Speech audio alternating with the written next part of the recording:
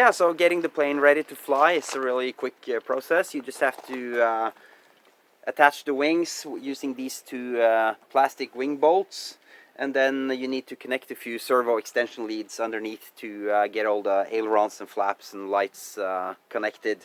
The only things I've done to change the plane from stock setup is I run this extension balance connector from the battery bay through the fuselage and up through the crack between the two wing halves, so I can power a FPV setup that I can have on top of the wing. And then I've attached these GoPro mounts so that either I can attach action cameras or I can put a FPV setup there, so-called FPV backpack.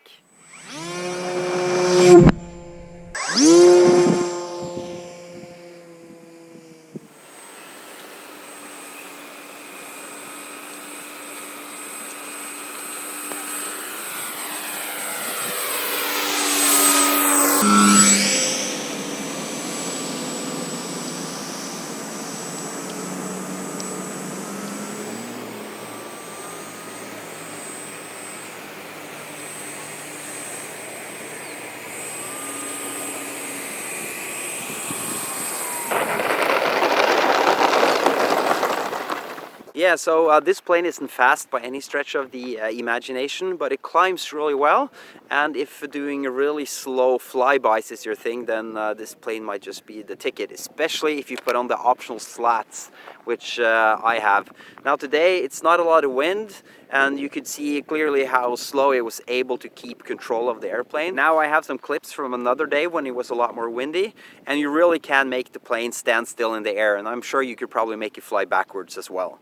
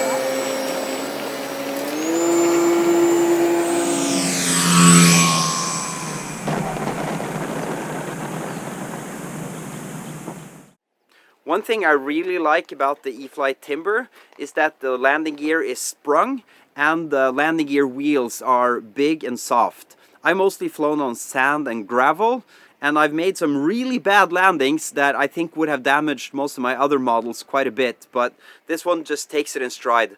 I've broken one spring in the landing gear, and I've read online that people complain that the springs aren't strong enough, but considering what the landing was like, I'm more than satisfied. Check it out.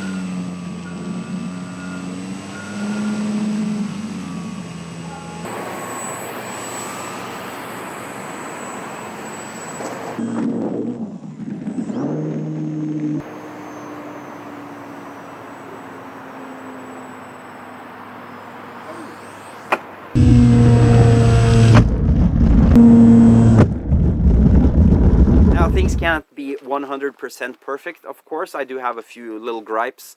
First of all, I think the battery bay could be a little more accessible. It's underneath, which seems to be the case for a lot of Horizon Hobbies offerings.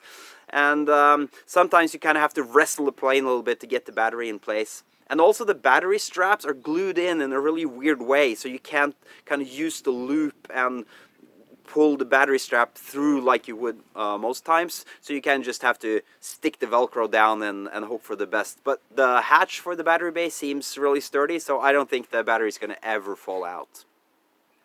And then there's one more thing I'm missing. This plane has a gyro stabilization system, which is really great. You have the so-called beginner mode, which is also great for more experienced pilots when you want to do super slow flybys on the verge of a stall, or if you just want to make a nice relaxing FPV flight and enjoy the scenery, or maybe get some pictures from the air. And then there's the so-called experienced or expert or 3D mode, which retains the wind gyro stabilization, but it doesn't sort of aid you in keeping the plane level. And that's great for a lot of flying also. But as it used to be, the Horizon Hobbies planes with this receiver used to have kind of an intermediate mode where the plane didn't help you level itself, and you could throw it around more quickly. You had the sort of higher rates, but still it had a bank angle limit, so it was impossible to dive too hard or flip upside down or pull up so hard that you stalled the plane really bad. And I wish they could have kept that, because that was really good for fast FPV flying. So yeah, those are my thoughts on this new plane of mine, and I've really enjoyed it so far, and I'm gonna leave you with a few more clips of me flying it FPV.